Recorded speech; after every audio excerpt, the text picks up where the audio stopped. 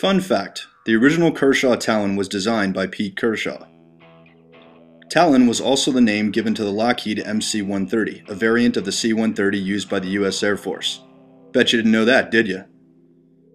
Life's the same, I'm moving in stereo. Life's the same, except for my shoes. Today we're going to be taking a look at the new for 2011 Kershaw Talon 2. Just for the record and to give you guys a little background here, Keelan and I actually purchased this knife at the exact same time and received it shipped on the exact same day and begun the carry of it on the exact same day and more or less carried it for about the same amount of time, correct? Correct. Okay.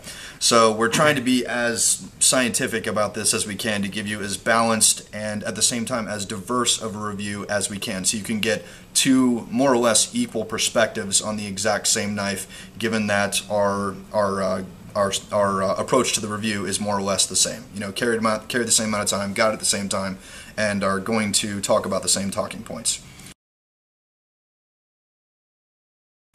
Alright, Keelan, let's talk about this. My first impressions of the Talon 2, right when I got it out of the box, was, holy crap, is that a funny looking handle. It's got kind of like this crescent moon kind of shape to it, which really threw me off when I first got it. How did it strike you? I agree with you. The handle itself looks very uncomfortable, looks very odd, and it's not something you see typically in a folding knife. It just is an odd shaped handle. But that's very different when you actually get it in your hand, you actually start holding it and using it. It is extremely comfortable and extremely ergonomic. I could not agree more. When I first saw the production pictures of this knife, the first thing that crossed my mind is there's no way in hell that could actually be comfortable in your hand. But when you actually hold this thing in your hand, it's kind of a freak of nature, but it just works. The way it kind of molds to your hand, the way the back end of the handle kind of sweeps up and it kind of rises up to meet the back of your palm right here, and it forces your hand forward, moving the fulcrum of the cutting angle closer toward the end of the blade. Exactly. It was something I wasn't exactly expecting. Like you said, it's a combination of a hawkbill design and a sheep's foot. You do have definitely more sheep's foot characteristics in there. You have that flat edge of the blade, and then you have that slight curve at the end. But it's an excellent cutter. It just eats through cardboard and paper, anything like that. Just outstanding. Absolutely love it. While we're talking about the blade here, another thing that I really like about it is how thin and tapered this is. I do not own one of these, folks, but the thinnest blade that I've seen to compare this to would be something like the Spyderco Centofonte 3. How it's got that really thin kind of blade, and just the overall dimensions of it, really, because it's so thin and streamlined, and on top of the fact, you know, you got the eagle beak at the front, really, like Keelan said, makes this a really good cutter. I mean, this thing is basically geometrically perfect for pull cuts.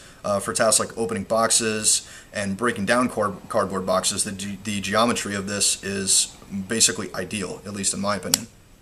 Correct. The design behind the hawkbill and with this Talon 2, when you're cutting through a material, you have that curved portion of the blade in the front. And what happens when you pull it through the material, that material is constantly being pulled up into the blade, and you don't really have to have any downward force in order for that blade to catch it and cut through that you do with a typical, you know, drop point or anything that has any belly, where you're actually having to push the knife into it as opposed to the material actually coming into the blade itself. Absolutely. Okay, let's get on to the pocket clip on this one. Because this knife is so thin, because the handle is not wide, it's not a huge beefy knife, it would not lend itself well, in my opinion, to a larger pocket clip. So, for all intents and purposes, while again this is not the ideal pocket clip by, at least in my opinion, by any stretch of the imagination, I think of all the Kershaw knives I own that has this pocket clip, and I think I have 3 or 4, this, I think, works the closest to ideal with this particular platform. Okay. How do you feel about it? I differ slightly. Although I don't dislike the pocket clip on the Talon here, I'm not a big fan of it all around. It is on Oso Sweet and a couple of Kershaws, and I think it works better in those platforms.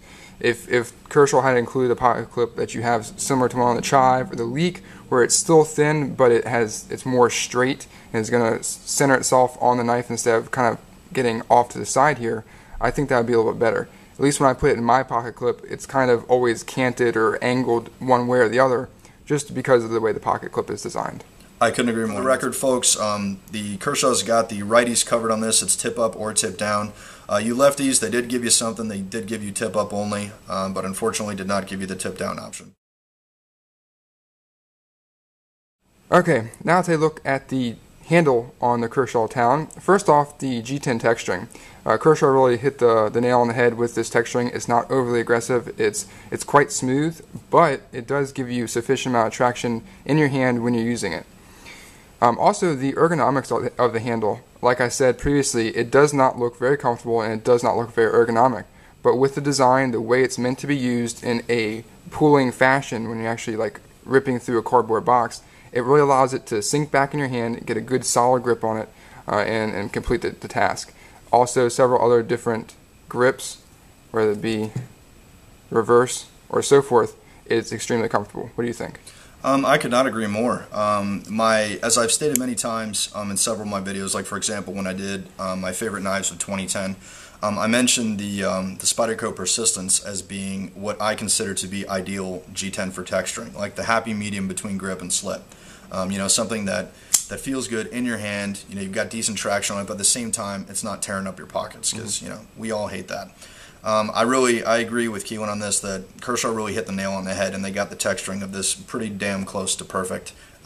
It's, you know, it feels great in your hand. It does not feel like it's going to slip, but at the same time, it's smooth enough to the point where it does not eat your pockets. So, bravo on that one, Kershaw. The fact that they did not include a backspacer. To be honest, I actually like that. It's a flow-through design, it's very easy to clean, it definitely cuts down on some of the weight. The two pillars in the back here add enough structural support that the knife isn't compromised, and in my opinion, it's not really necessary.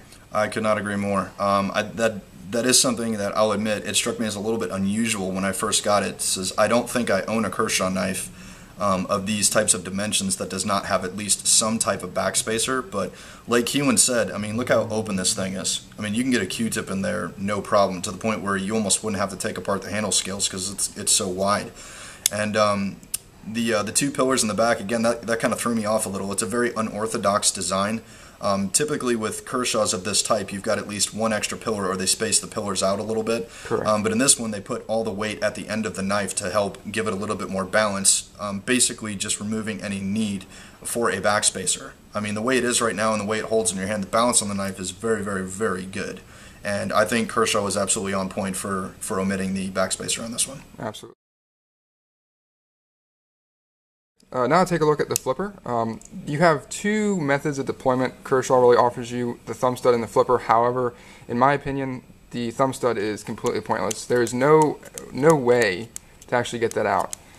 It is so far recessed close to the handle that you don't have enough leverage, and it's pointless. Yeah. It is a blade stop. There are some grooves at the top of the handle here that can be used when the blade is open to help lock the blade in place. The flipper comes out nice and fast, not a problem. Very simple, you have to put very little effort into actually deploying the knife itself.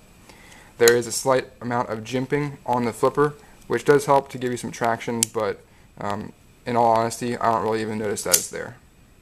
Could not agree more.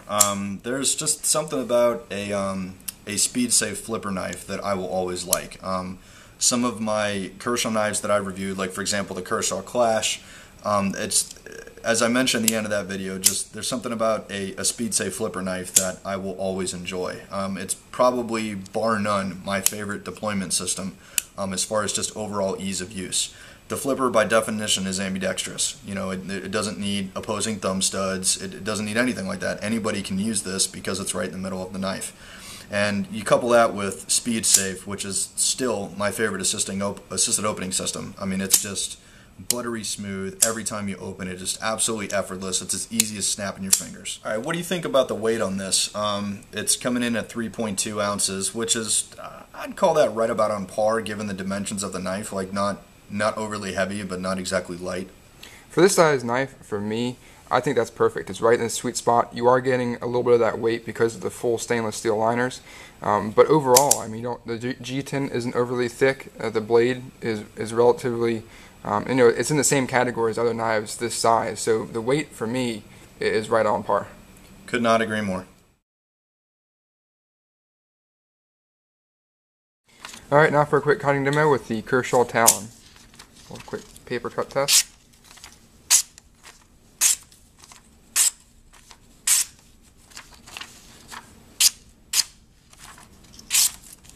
Alright, now for cardboard, which this knife was really designed for, the way with the blade geometry, the way it's curved downward as for a pull cut. So if you stab it into a box and pull, that's the way it's supposed to cut.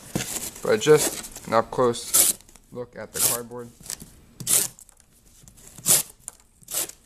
Goes right through, just like butter. Alright, now for a paracord cut test. This is just going to demonstrate how the blade is actually supposed to work. If you start at the back of the blade here, and when you pull forward, you can see that the material actually gets drawn into the edge itself. So as you're cutting through, you put very little effort into the actual cut in order to get through the material.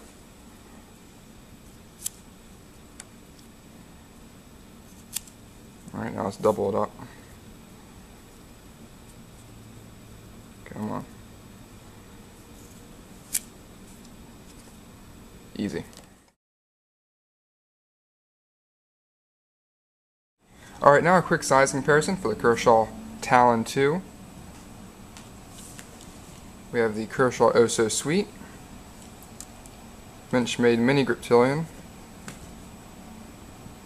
Spreader Co., UKPK, and Kershaw Chive.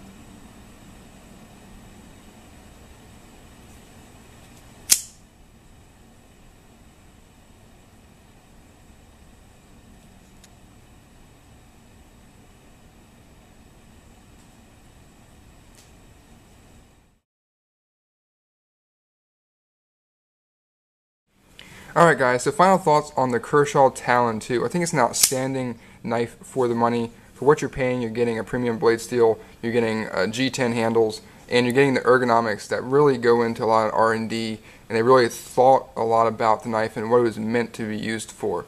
Definitely one of my favorite cutters. It just eats cardboard, eats paper, anything you throw at it.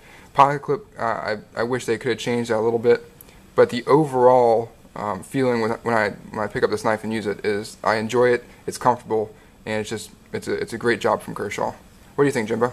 I honestly could not agree more. I think Kershaw is really off to a great start in 2011 with these. As I'm sure some of you have seen on YouTube, they've got a lot, I think more than any other two knife companies coming out in 2011 as far as brand new models for the model year. And if this is an indicator of the quality and what we can expect from them in this model year, I think that it's only going to get better. With this, what you're getting in the high $50, low $60 range, I think is an outstanding buy. It's the price is pretty much right on the proverbial money.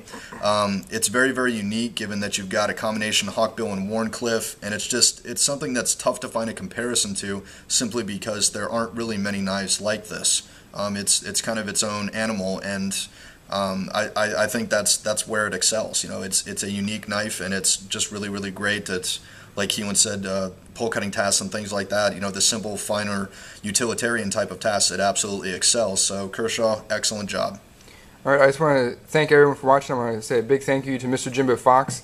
I will put a link down in the description box. Go check out his channel and his version of this stereo knife review of the Kershaw Talon. Thanks everyone for watching, and I will see you next time. Take care, guys.